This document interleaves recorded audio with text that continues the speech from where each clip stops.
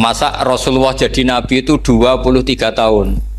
Terus sampean ingin ngaji paham dalam 1 jam, itu keangkuhan. Jadi Rasulullah itu jadi nabi itu 23 tahun. Tapi orang ingin memahami Islam, nyewa kiai, diatur lagi itu kalau nggak pernah sepuh itu dosa, itu jelas itu. Itu 1 jam ingin paham. Saya punya sekian cerita, ini Maulidur Rasul Shallallahu Alaihi Wasallam. Itu dulu zaman Nabi itu ada ayat yang Jibril jauh-jauh dari langit turun ke bumi hanya membawa 1 kalimat. Sehingga syarat seorang mufassir itu termasuk tahu pertanyaan kalimat apa yang hanya 1 diturunkan Jibril, yaitu kalimat minal fajr. Jadi dulu awal-awal Islam itu ada ayat kamu makan wakulu washrobu hatta yatabayyana lakumul khaytul abyadu minal khaytil aswad. Jadi kalau malam puasa itu orang boleh makan selagi melihat benang putih sama benang hitam itu belum kelihatan. Tapi kalau sudah kelihatan mana yang hitam, mana yang putih, berarti otomatis imsak. Itu sahabat entah saking lugunya, itu ya benar-benar pasang benang hitam sama putih, dia makan. Nanti 1 jam dari makan misalnya diintip lagi, kok belum kelihatan, makan lagi. Mungkin yang istrinya cantik ya kumpul istrinya lagi, kalau tidak cantik ya sudah tidak usah mungkin. Gitu. Sampai itu jadi perilaku sahabat berhari-hari. Ketika dilaporkan ke Rasulullah, Rasulullah itu tertawa-tawa. Kok ada begitu? Gitu. Baru Jibril datang menerangkan minal fajr. Jadi benang hitam artinya masih malam, benang putih maknanya sudah fajar shadiq. Itu lama sekali. Saya terus mau cerita tentang sanad ilmu. Jadi Nabi itu 23 tahun. Dan itu tidak gampang, ada fasenya. Bahkan ada fase Nabi itu harus as-sukut anil mungkarat. As-sukut anil mungkarat itu diilmoni oleh pakar-pakar usul fikih. Apakah as-sukut anil mungkarat itu berarti mengikrari kemungkaran? Apa takhirul bayan? Saya ulang lagi pakai bahasa Indonesia. Ketika ada kemungkaran, Nabi diam. Itu diamnya karena nyari momen untuk ngandani, atau memang diam itu dengan tanda kutip jangan-jangan dianggap ikrar. Makanya ulama usul fikih itu berdebat. Diamnya Nabi ketika melihat kemungkaran di awal Islam itu karena ada mahwa aham, ada yang lebih penting, yaitu menerangkan tauhid, atau takut itu menjadi satu momok bagi mereka karena Nabi dianggap coro Jawa itu dianggap kecangkeman, sidik-sidik ngeloroi. Nah, perdebatan ulama dalam seperti ini itu penting sekali karena nanti menjadi satu rumus ilmu.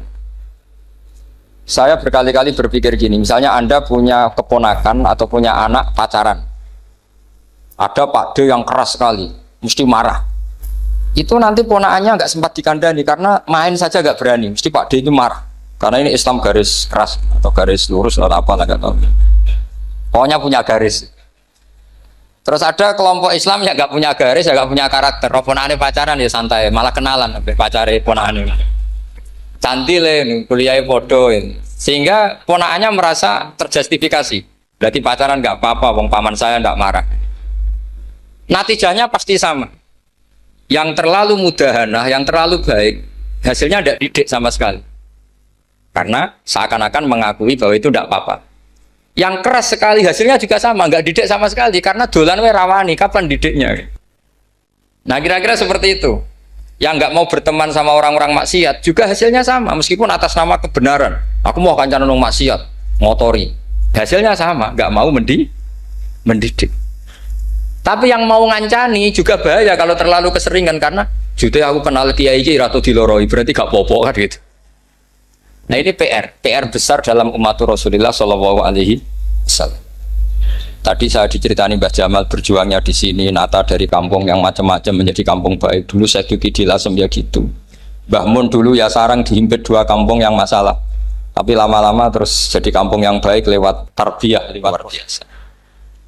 Maka ketika kemungkaran kita biarkan, itu namanya apa? Namanya itu kalau dalam usul fikih itu takhirul bayan. Apa? mengundurkan memberi apa? Penjelasan. Karena sekali tidak dengan definisi ini nanti takutnya dianggap al-iqrar alal mungkar, dianggap ngakui kemungkar. Nah, saya termasuk orang yang sangat usuli ya, sangat memahami Quran, hadis itu cara disiplin ilmu usul fikih. Nah, kenapa itu satu keharusan begini logikanya? Saya ulang lagi, Nabi jadi Nabi itu 23 apa? Itu yang menyokong beliau jadi Nabi itu orang Nasrani dan orang Yahudi. Karena itu satu-satunya perangkat yang harus dipakai. NU belum ada, sama nggak usah GR bela Nabi, NU pas itu belum ada. Maulid Nabi itu yang kangelan itu Abu Lahab, bukan pengurus NU. Sampai sekarang dalil maulid itu masih pakai Abu Lahab. Jadi ini ya NU itu termasuk organisasi yang luar biasa. Abu Lahab ya jadi dalil. Jadi Abu Lahab dengar kalau iparnya, Abu Lahab itu iparnya Aminah, iparnya Sayyidah siapa? Dengar Aminah lahir, nggak punya suami, saking senengnya candalemnya beliau, itu dimerdekakan. Ya setidaknya untuk hari Senin tak sebut beliau loh, karena pas soleh. Nanti Selasa Rabu sudah ada. Itu dimerdekakan. Saya yang kiai kecil saja nggak bayangkan kalau pagi-pagi tidak punya anak dalam yang bikin kopi siapa, yang mencucikan siapa, yang nyapu rumah siapa. Tapi Abu Lahab saking senengnya punya ponakan itu dikasihkan. Sudah Suwaiba kamu pakai saja. Sudah biar melayani kamu, ngurusin kamu. Jadi saya bayangkan hari itu Abu Lahab itu mungkin bikin kopi sendiri, nyapu sendiri demi. Nah itu sama Allah dikenang sehingga yukhaffafu anhul adzabu yaumal isnan, itu masyhur. Idza kana hadza kafiron jaa dhammuhu bi tabbat yadahu fil jahimi muhal lada ata annahu fi yaumil isnaini daiman yukhaffafu anhu lisururi bi mada famadzannu bil abdil ladzi kana umruhu bi ahmada masruran wa mata muwahhidan. Ini Abu Lahab yang kafir, hormat Maulidur Rasul saja dapat takhfiful adab, apalagi yang mukmin. Jadi itu satu-satunya dalil Maulid, itu dalilnya Abu Lahab. Ya makanya terus kita itu dibully sama kelompok sebelah, dalil kok Abu Lahab. Tapi saya pastikan awal Islam itu yang menjadi perangkat nubuah itu hanya Yahudi dan Nasrani. Karena yang lainnya nggak tahu Nabi itu apa. Saya beri sedikit cerita, Nabi itu umur, anggap saja kita ikut kaul yang 12 tahun saja. Sebetulnya ada beberapa perdebatan, ada yang bilang 9, ada yang bilang 12. Tapi yang debat tidak usah didengerin, sama-sama nggak tahu kok ngotot. Kadang orang debat ya lucu, sama-sama nggak tahu kok ngotot. Anggap saja 12. Nabi datang ke Syam. Syam itu ya sekitar Syria, Lebanon, Palestina itu Syam. Itu pertama yang tahu kalau beliau Nabi itu ya rohib. Rohib itu terjemahnya ya pendeta. Rohib, Bukhaira nemuin Abu Thalib, itu siapa? Ini anak saya. Terus ditanya lagi, ini siapa? Ini anak saya. Sampai 3 kali. Terus sampai Abu Thalib itu agak tersinggung. Memangnya masalahnya apa kalau dia anak saya? Terserah Ibu Bukhaira bilang gini, semua alamat Nabi pada anak ini itu ada semua, kecuali kecelakaannya satu, anak kamu. Loh memangnya masalahnya apa? Karena alamatnya Nabi di Taurat dan Injil itu yatim, sementara ini punya bapak kamu, ini masalah. Jadi dilihat macanya sudah memenuhi kriteria, semua memenuhi kriteria, kecuali satu, karena punya bapak Abu. Akhirnya Abu Thalib ngaku, ndak ini ndak anak saya, ponakan saya. Akhirnya diketahui kalau ini benar-benar calon Nabi. Pertama yang tahu siapa? Pendeta. Karena yang punya khazanah kitab samawi itu ya para orang Nasrani dan Yahudi. Sehingga Al-Quran meskipun pada akhirnya ngeritik Yahudi Nasrani, carakan Yahudi dan Nasrani. Karena satu-satunya yang masih punya kitab samawi itu Yahudi dan Nasrani. Meskipun sebagiannya sudah dirubah-rubah. Alamat pertama itu seperti yang diceritakan di Berjanji Afi Ainaihi Kumrot, matanya dilihat. Terus perlakuan pohon. Saya pernah di pohon itu, pohon nubuah. Itu umurnya ribuan tahun. Itu kalau Nabi duduk misalnya di arah barat, matahari dari barat, normalnya akan kena kesetrong matahari. Itu yang rubah itu dahannya. Jadi Nabi itu orangnya lugu, duduk aja nggak mau mikir. Memang syaratnya Nabi itu nggak boleh mikir, harus ummi itu lugu. Nggak boleh Nabi mikir besok makan apa, terus jabat apa, itu nggak boleh. Itu udah Nabi itu, maklar itu. Nabi itu nggak boleh mikir. Makanya Quran nyifati Nabi itu makun tata dilimal kitab walal iman. Kamu itu tidak tahu kitab itu apa, iman itu apa. Jika Nabi itu nggak bisa jumpa pers, nggak bisa. Nabi kok memaklumatkan wah saya tadi malu, nggak bisa. Nabi itu justru bagus keliru pertama jadi Nabi. Nabi pertama ketemu Jibril itu dikira malakul maut, dia lari ketakutan. Zamiluni Khadijah, saya ini takut, itu tadi ada malakul maut, saya takut. Sama Khadijah dikemulin. Jadi Nabi itu nggak tahu kalau itu malaikat siapa? Jibril. Jibril nggak bisa dia kenalan kayak di seminar. Ini malaikat Jibril pernah kuliah di sini, nggak bisa seperti itu. Jibril itu ya aneh. Pertama ketemu Nabi, Iqra ya Muhammad, kamu harus baca ini. Kata Nabi, Nabi Korean, saya tidak bisa baca. Harus bisa. Dipaksa sampai 3 kali. Nabi terjawab, saya tidak bisa baca. Terus kata Nabi kenangnya, Fagot Tony, saya didekap. Kamu harus bisa baca. Setelah baca dilepas, Nabi lari pulang terus bilang ke istrinya Zamiluni. Ini secara nahwu agak aneh karena mukhatabahnya perempuan satu, harusnya Zamilini. Kalau untuk perempuan harusnya idribi ya, unsuri gitu. Tapi karena Khadijah dihitung ahl itu keluarga, maka Nabi pakai khitab apa? Mudzakkar jamak Zamiluni. Jadi Nabi nggak tahu kalau pertama jadi, karena syaratnya Nabi harus ummi. Justru karena Umi itu orisinil, semua yang dikatakan Nabi pasti dari wahyu. Nanti Nabi sampeyan mikir, saya besok ngomong apa ya supaya orang tertarik. Makanya kamu gak akan jadi Nabi. Selain sudah ditutup juga bahaya ini karena tadi. Makanya saya ngaji itu ya sekenanya saya tidak pernah ngaji itu mikir. Karena ngaji itu menarik itu terserah nasib. Kalau nasib sedang baik, kamu tidak paham gini, wah Gus Baik ilmunya tinggi sampai kita tidak paham itu kalau nasib sedang baik. Kalau nasib tidak baik, ngomong sudah enak apa? Wah, sebulet tuh. Jadi sebetulnya ini masalah qalb. Allah yang muqallibal qulub. Kayak kamu kelihatan serius itu kalau nasib sedang baik dianggap pemikir. Kalau nasib sedang nggak baik, wong kok merengut terus, mesti begitu. Kalau kamu nasib baik, sering guyon, mesti orang komentarnya alhamdulillah itu ceria, gampang syukur. Kalau nasib nggak baik, kiai kok guya-guyu, jelas kan gitu. Sehingga Nabi itu memang nggak boleh mikir. Sehingga diistilahkan makun tadri mal kitab walal iman. Kamu itu tidak tahu Muhammad kitab itu apa, iman. Justru itu bagus. Tidak tahu itu bagus kalau untuk Nabi. Kalau untuk apa? Sehingga orisinil datang ke Khadijah, Zamiluni. Jawabannya Khadijah lucu. Kamu betul ketemu orang seperti ini makhluk seperti ini nih. Iya kata Nabi. Itu Khadijah itu kacaunya bukan main. Khadijah itu kacau. Khadijah itu kubro, masuk manaqib yang dicintai Mbah. Ini mbah-mbahnya Habib, ini Muhammad bin Anis. Khadijah bilang gini, ya gini saja mas. Suatu saat kalau teman kamu itu datang bilang ke saya, ya kata Nabi. Gak ngerti kalau ini dites. Suatu saat Jibril itu datang lagi. Nabi juga, ini loh temanku. Kalau bilang Jibril itu ini temanku datang lagi. Khadijah fahasarat an fakhidiyah. Masyhur itu di riwayat. Apa pahanya agak dibuka. Mas, temanmu masih, wah lari katanya.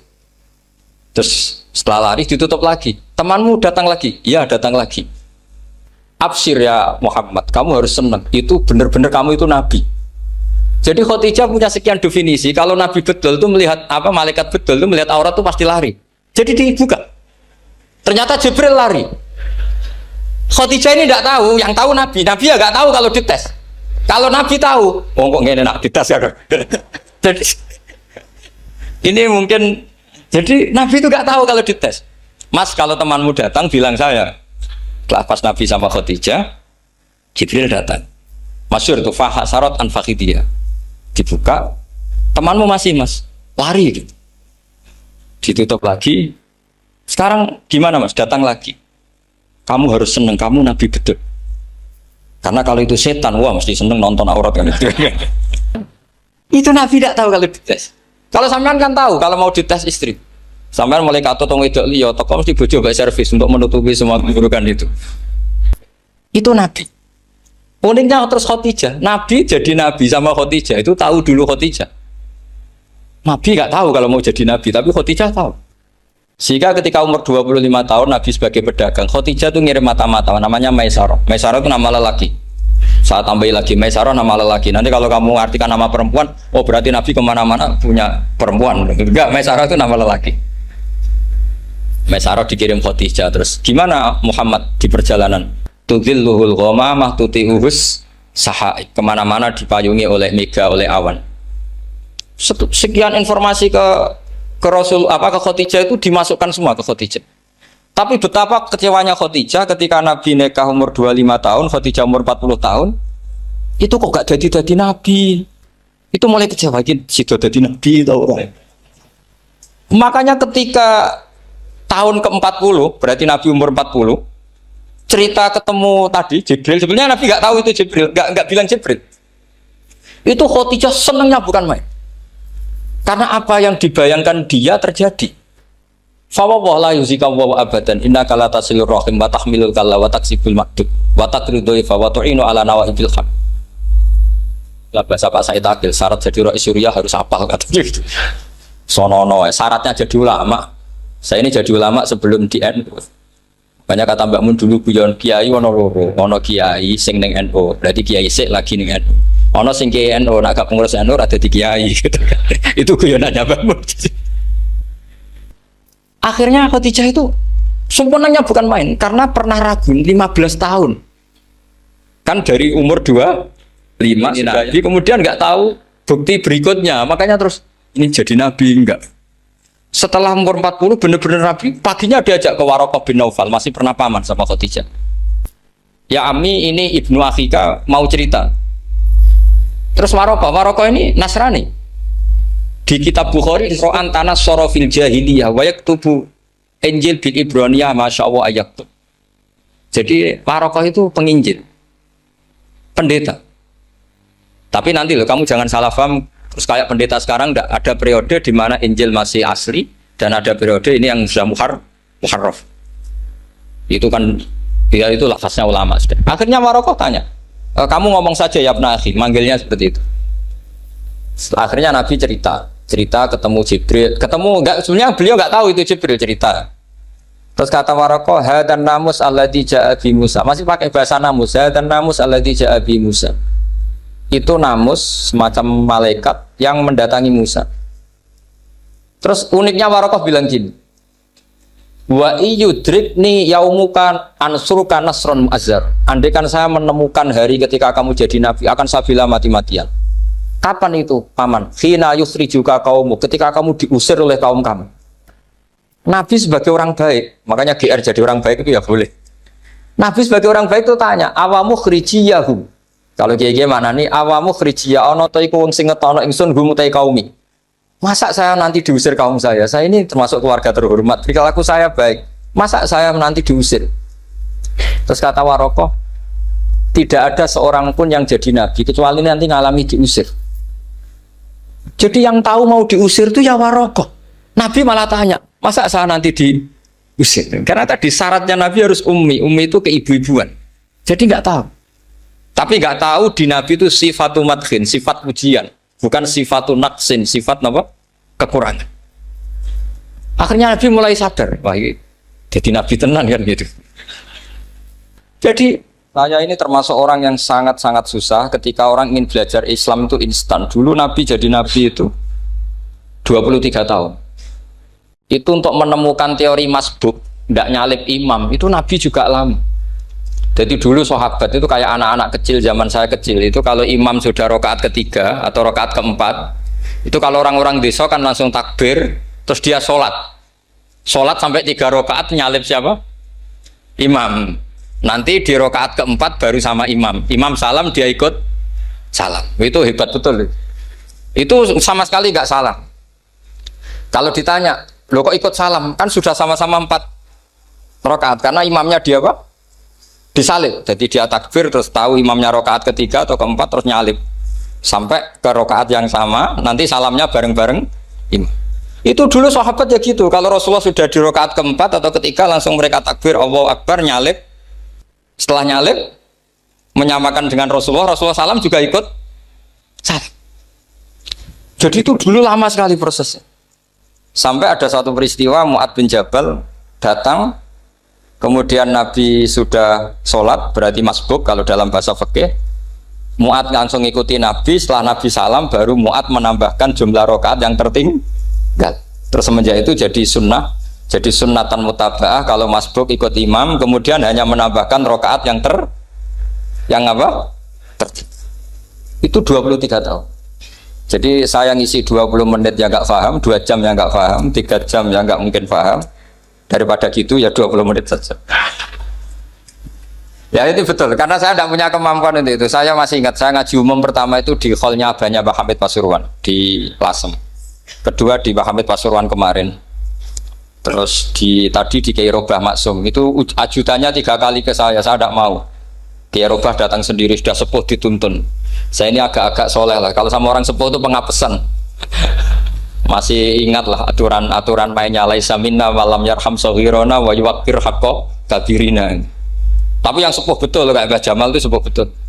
Ada sepuh gaya-gayanan tidak mau. Karena memang Mbah Jamal itu besanan sama saya, Mbah Sahal itu misanan saya, misanannya Mbah saya. Terus dapat Mbah Nafisa ya keluarga sini. Saya teruskan, kalau Mbah Robah itu faktornya sanad. Robah bin Maksum, Maksum ini muridnya Mbah siapa itu? Fakih Mas Kumambang. Mbah Zubair dulu ya ngajinya sama Mbah Fakih apa? Mas Kumambang. Kemarin seminggu yang lalu saya di Pondok Termas ya, faktornya sepuh. Karena sanad saya Mbah Mun, Mbah Zubair, Kiai Fakih Mas Kumambang, kemudian Mbah Mahfud apa Termas. Maka berjanji itu kitab yang masalah madaih itu bagus secara tarik. Jadi kita madaih itu beda-beda. Ada yang kayak Habib Ali. Habib Ali itu lebih ke isek itu berontok. Jika saya suka baca Simtud Duror itu kalau pas isek, pas berontok. Berontok itu ya pas kangen Nabi, biasanya saya wudhu terus baca Simtud Duror, itu pas isek. Tapi kalau saya ingin baca sejarah suka berjanji. Kalau Habib Ali jelas isek. Yang duriannya sekarang di Solo termasuk Habib Muhammad bin Husain bin Anis bin Alwi bin Ali yang punya Simtud Duror. Jika kalau beliau baca sholawat ya sholatan yattasilu biha ruhul musalli alaihi fayam basitu fi qalbi siru nuri ta'aluki bi wa hubbi fayuktabu biha bi inayatillahi fi hisbi. Kalau berjanji enggak, dia tahu problem utama Nabi itu nasabnya, karena beliau orang Quraisy, orang jahiliyah yang dikira enggak punya darahnya Nabi Ibrahim. Maka beliau pertama ngarang diantaranya wa ba'du fa'aqul huwa Muhammad bin Abdullah bin Abdul Muttalib wasmuhu Syaibatul Hamdi Khumitat Khisalusaniyah. Saya pastikan Muhammad cucunya Abdul Muttalib. Dia yang punya pintu yang mau masuk ke Ka'bah, namanya Babu Bani Syaibah. Itu nama lain dari Abdul Muttalib. Terus diteruskan Abdul Muttalib bin Hasyim terus sampai wa adnanu bila raibin idadzawil ulubin nasabiyah ila dabihi Ismail nisbatuhu wa muntah. Karena berjanji ingin ngomong, ingin memaklumatkan ini Muhammad. Kamu kira orang mana? Beliau adalah turunan Ibrahim. Kayak apa alimnya yang ngarang berjanji? Ya, saya berkali-kali ngomong di mana-mana. Lah berjanji itu nasibnya kurang baik. Dibaca bahasa Arab, yang baca nggak paham, yang dengar nggak paham. Akhirnya kubu sebelah dianggap baca mantra. Nah, terus dihukumi bid'ah kan? Coba kalau itu ditulis bahasa Indonesia. Nasab Muhammad, dia punya bapak Abdullah, punya mbah Abdul Muttalib gini-gini. Paling kubu sebelah tidak akan bilang bid'ah, mesti ngomong ini buku sejarah. Jadi gara-gara bawa bahasa Arab, sing maca ora paham, sing nyenggaki ora paham, terus koyo mantra. Sing kritik yo luwih ora paham. Sudah akhirnya. Jadi berjanji itu bela-belain Nabi itu yang dilihat sisi nasab. Makanya beliau ngendikan wa'adnanu bila raibin intadzawil ulumin nasabiyah ila dzabihi Ismaila nisbatuhu wa. Itu juga orang Yahudi. Akhirnya orang Yahudi banyak yang iman. Ternyata Muhammad itu tidak orang lain. Sampai mereka bilang Muhammad minal asbab. Muhammad itu tidak lain saudara kita. Akhirnya orang Yahudi banyak yang iman. Jadi pertama Nabi jadi Nabi itu yang tahu ya orang Yahudi dan orang Nasrani, karena mereka masih punya sisa-sisa kitab samawi. Itu yang diceritakan Ka'bil Ahbar. Ya al-haditsus tsani an Yasar bin Atha an Ka'bil Ahbar. Qala allamani abi Tawrata ila sifran wahidan kana yaqtimuhu wa yudkhiluhus sunduk falamma mata bi fatahtuhu fa idan fi nabiyyun yakhruju akhiras zaman maulidu bi Makkah wa hijratu bil Madinah wa sultanuhu bisyam. Ya, jadi ini saya urun nerangkan maulid, tapi jangan diundang lagi. Ya, pokoknya saya Ini kaidahnya jelas. Kalau tidak pernah sepuh ngundang saya haram. Aturan fikihnya kan gitu. Kalah alim ngatur yang alim haram. Kalah tua ngatur sing tua haram. Tapi nak wong tua ngatur sing nom ono kemungkinan halal. Mereka ono kemungkinan sing nom ra nurut wong tua itu dosa. Makanya kalau saya dipanggil yang pernah sepuh, waduh cocok ra cocok ya samina wa nah. Karena Mbak Jamal ini abahnya Gus Rozin, biasanya basal. Terus saya pokoknya tak ingat saya pengajian umum itu baru ke-7 ke 8. Semoga ya nanti sampai mati ya jumlahnya masih bisa terhitung. Tapi kalau ngaji rutin saya terus ngaji rutin. Saya pernah baca hikam di Jogja khatam. Kalau di pondok saya sudah nggak terhitung saya khatam berapa kitab, nggak terhitung karena saya sering ngaji rutin. Sehingga Diba itu kitab kesayangan Habib Ali. Habib Ali sebelum ngarang Simtud Duror itu beliau nginduk kitab apa? Diba, masyhur. Jadi saya ulang lagi ya, kalau Diba sama Berjanji lebih ketara, kalau Habib Ali ke Ishak, semuanya baik. Saya baca Habib Ahmad Al-Habsyi Pasuruan pernah tak tanya, kenapa kalau Maulid baca tiga-tiganya? Ben ke Asobiah, Gus, ben keduman Habib. Saya itu setengah hafal semua, tiga-tiganya setengah hafal. Berjanji cerita, Al-Hadis Susah, Diba yang ini Diba, Al-Hadis Susani an Yasar bin Ato an Kabil Akbar. Kata Kabil Akbar, saya ngaji sama bapak itu, Taurat itu khatam. Tapi saya itu iskal itu janggal. Kenapa ada satu lempiran yang nggak diajarkan? Disimpan visunduk. Jadi orang Yahudi itu ada baiknya. Mestinya kalau mangkal kan dibakar supaya hilang jejak. Enggak. Karena Yahudi itu ada unsur nubuah. Karena babanya Yahuda bin Yakub bin Ishak bin Ibrahim. Tapi Yahudi yang orisinal ya. Saya berkali-kali ngaji bilang Israel itu kalimatu madkhin, pujian. Sehingga Israel disebut wa ani faddaltukum alal alam, itu Israel yang bani karena ada gennya Nabi. Kalau Israel yang sekarang itu nation, sebuah negara. Mereka ada yang Zionis, ada yang turunan Eropa, Amerika, terus Islamofobia. Itu beda Israel yang negara dengan Israel yang bani. Kalau yang bani itu ada unsur gen para apa? Nabi, sehingga ya bani Israel. Tapi kalau Israel sekarang nama sebuah negara. Sehingga ketika Allah bilang ya bani Israel itu khitabnya pada penduduk Medina. Kenapa? Karena penduduk Medina zaman itu banyak yang keturunan Nabi Ibrahim alaihis salam. Jadi Israel di Quran itu bukan nama sebuah negara, nama sebuah turunan. Sehingga disebut ya bani Israel, he anak turune Israel. Kita tahu Israel nama lain daripada Nabi Yakub bin Ishak bin Ibrahim. Ya karena memang saya nekuni ilmu. Kalau tadi yang Banjari kan nekuni suara. Jadi suaranya bagus. Itu kalau nggak ditopang al-jamalul akli, logikanya juga bagus. Itu bahaya, nanti orang mau nyanyi tok. Nah ini tak bantu. Tadi ada al-jamalul sauti, kebaikan secara suara. Ini tak bantu al-jamalul akli, kebaikan secara makna. Ya mestinya keren al-jamalul akli, karena al-jamalul sauti itu penyanyi dangdut bisa. Jadi semua penyanyi bisa kalau suara bagus ya. Tapi kalau maknanya Diba itu kalau tidak orang alim tidak bisa. Terus tuku terjemahannya tetap paham, rapakat itu. Saya teruskan. Falam mama tabi, orang Yahudi itu dia benci kok naskah itu tetap disimpan. Terus kata Kabil Akbar, falam mama tabi fatahtuhu, ketika bapak saya meninggal, kotak ini tak buka. Faidan fihi nabiyun yakhruju akhir zaman. Di situ ada keterangan bahkan akan ada nabi yang keluar akhirat, mauliduhu bi Makkah wa hijratuhu bil Madinah wa sultanuhu bisyam. Kerajaannya itu di Syam. Bareng Kabil Akbar ini sebetulnya menangi Rasulullah SAW. Tapi dia nggak mau iman. Karena Nabi itu nggak lengkap menurut dia. Ini Muhammad sudah benar lahirnya di Mekah, wafatnya di Madinah. Tapi masih kurang satu, wa sultanuhu bisyam. Zaman itu Syria, Libanon, Palestina masih di bawah pasukan salib, pasukan Nazaret. Sehingga dia mikir, katanya kerajaan Islam ada di Syam, ini kok Muhammad nggak jadi raja di Syam. Sehingga dia menunda imannya, yuakhiru Islam. Bareng era Sayyidina Umar, beliau bisa menaklukkan Baitul Maqdis. Terus dia iman. Makanya imannya Kabil Akbar itu era Sayyidina Umar, karena sudah masuk definisi ketiga wasultanuhu bisyam, kerajaannya Nabi ada di iman. Sekali iman langsung pinter deh. Wong sedurunge baca kitab Samuel banyak. Sehingga Sayyidina Umar kalau mau tanya kitab Samawi ya tanya Ka'bul Ahbar. Karena beliau itu Nabi sudah benar maulidu bi Makkah wa hijratu bil Madinah wa sultanuhu bisyam.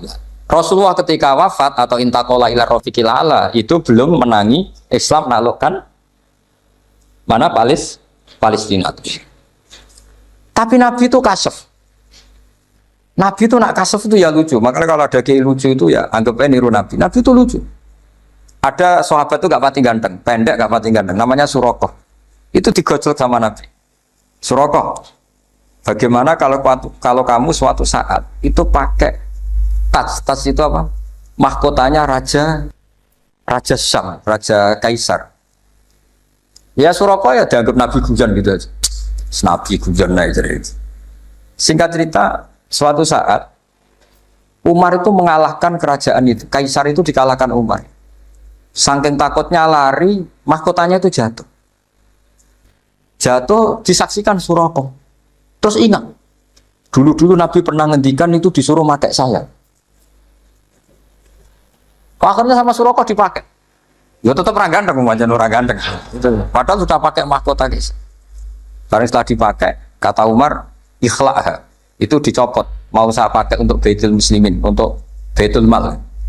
Kata Surakoh, bukankah Nabi ngendikan kalau ini yang pakai saya? Jawabnya Umar, innama yaqulu Rasulullah lital bisaha walam yaqul litam likaha. Kata Nabi hanya ngendikan kamu disuruh pakai, tapi tidak disuruh memiliki. Kayak apa Rasulullah kasefnya? Itu kata orang-orang yang pernah ke Turki. Saya belum pernah ke Turki, tapi saya hafal hadis sahih ini. Itu ditulis di masjid Turki itu, la taftahunnal Konstantinia. Kamu akan bisa mengalahkan pasukan Konstantinopel. Itu dikalahkan setelah 1000 sekian tahun dari wafatnya Nabi. Kayak apa kasifnya Nabi? Karena Nabi wa ma yantiqu anil hawa in huwa illa wahyu. Coba kalau Nabi kayak pengamat, ngomong apa yang kira-kira terjadi? Mau itu kan mesti keliru semua karena berdasar akal. Tapi kalau Nabi berdasar apa? Kasaf. Kasaf itu satu apa? Kenyataan yang dipertontonkan Allah Subhanahu wa taala. Terus kedua, alamat Nabi itu pakai sandi. Sandi itu sesuatu yang enggak jelas tapi menjadi jelas bagi ahlinya. Saya ulang lagi, sandi itu kayak sandi di militer itu. Atau sandi di KPK itu ada sandinya. Sandi itu ya kata sandi. Saya pernah diceritani Pak Busro Mukoddas ketika ketua KPK itu lucu. Wah, sandinya koruptor saya tambah kacau Pak. Itu kalau bilang uang, itu kalau yang kemarin rame kan apel Amerika sama apel Malang. Kalau apel Amerika berarti US apa? Dolar, kalau apel Malang berarti apa? Setelah KPK tahu sandinya diganti Ustadz. Jadi koruptor kalau mau korupsi ini pun temannya. Loh ini Ustadznya sudah siap loh, kamu gak ikut pengajian. Itu sempat penyadap KPK itu gak mau ngecek. Masa orang pengajian dicek. Ternyata ya gak ada acara pengajian. Ustadz tuh maknanya uang. Koruptor saking ngerti itu disadap KPK itu sandinya gimana? Datang nggak ke sini, ini ustadznya sudah siap, ini ada pengajian. Hampir KPK itu nggak ngecek karena pengajian, ustadznya sudah siap. Setelah digerebek ternyata ustadz tuh sandi dari makna apa? Uang, gak kurang ajar itu ustadz katanya. Jadi kalau di sini ditangkap KPK berapa ustadz ini sudah? Ada Habibnya lagi, ada Habib Muhammad. Nah, Al-Farisi itu pemikir, dia orang Persia. Di mana-mana orang Persia itu pemikir. Persia itu kalau sekarang ikut Iran. Itu dia ngaji lama sekali sama pendeta-pendeta itu. Kebetulan dia punya pendeta yang belum muharraf, belum muharrif atau belum muharraf. Kalau muharrif orangnya, kalau muharraf itu kitabnya atau bukunya. Setiap dia ngaji sama pendeta dikasih tahu. Terus kecewa beberapa kali, walhasil ketemu pendeta yang benar. Sudah, kamu tidak usah ngaji sama saya. Kamu datang saja ke Yasrib, ke Madinah sana, ke Yasrib. Di situ Nabi akhir zaman sekarang sudah ada kan. Ini yang ngomong pendeta. Ya.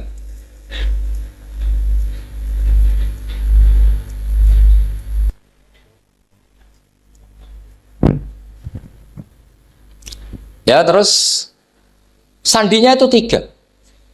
Itu aneh semua sandi. Sandinya pertama layak balus sodako.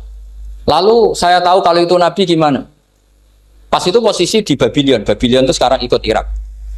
Babylon itu ikut Irak. Dia orang Persia, kira-kira sekarang Iran. Terus dia kerja di Babylon, kalau sekarang ikut Irak.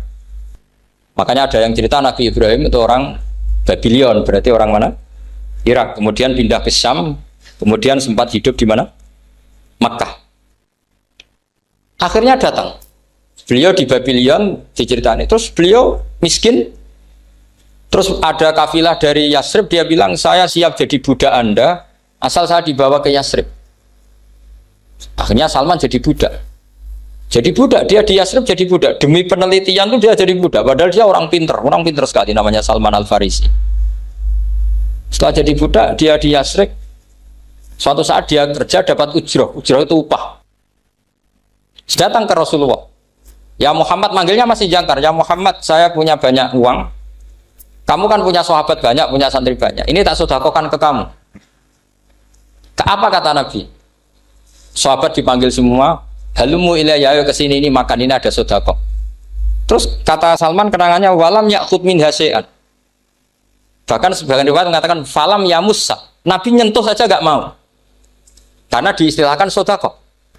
Terus kata Salman, hadhihi waqidah, ini satu alamat.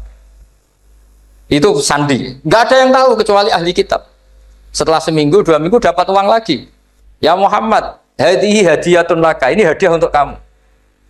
Nabi langsung ikut dahar. Hadhihi sintan, ini 2. Kalau logika kita pakai pengamat, bedanya apa? Sedekah ya dapat, hadiah ya dapat. Kan nggak ada bedanya sama sekali. Ternyata itu sandi. Sandi wayak balus hadiah, tapi walayak balus sedekah. Nabi itu nerima hadiah tapi nggak nerima sedekah. Bagi orang kebanyakan kan bedanya apa? Sama-sama dapat. Kiai pakai duit 1 juta, mbok arani sedekah ya ditampa. Mbok kiai 50.000 darani hadiah ya ditampa. Sementing kan duit. Tapi kalau Nabi tidak bisa seperti itu. Kalau dikatakan sedekah nggak mau nerima, kalau hadiah akhirnya wah ini sudah ada 2 alamat. Jadi alamat tuh ya kadang aneh, masa sedekah sama hadiah dibedakan. Terus ketiga, wafi katifihil aisar khotamun nubuwah. Mislu baidotin nu'amah. Di katifil aisar. Apa kalau orang sini bilang apa? Pundak yang kiri itu ada khotamun nubuwah. Ada alamat bahwa beliau adalah nabi akhir zaman. Yaitu mislu baidotin nu'amah, kayak semacam telur manuk darah. Wah itu pusing. Waduh, caranya ngelihat gimana? Dia berkali-kali datang ke situ. Nabi itu orangnya priayi, jadi sering pakai baju. Kalau Nabi ini jenengan sering blodor gampang, ini kan Nabi kan sering priayi. Tapi Nabi itu memang unik. Ketika Salman ke situ, pas beliau mau wudu, biasanya nggak pernah pakai buka baju. Nabi dibuka bajunya. Pokoknya Salman fa'aqab ba'alaihi, bersungkur di depan Nabi, kemudian mengatakan aman tu bika ya Rasulullah. 3 alamat. Lagi-lagi 3 itu juga didapatkan dari ahli kitab. Makanya di awal-awal Islam itu ahli kitab itu luar biasa. Meskipun akhirnya di akhir-akhir masalah karena banyak oknum yang mentahrif itu. Jadi saya mohon ilmu-ilmu seperti nggak boleh hilang.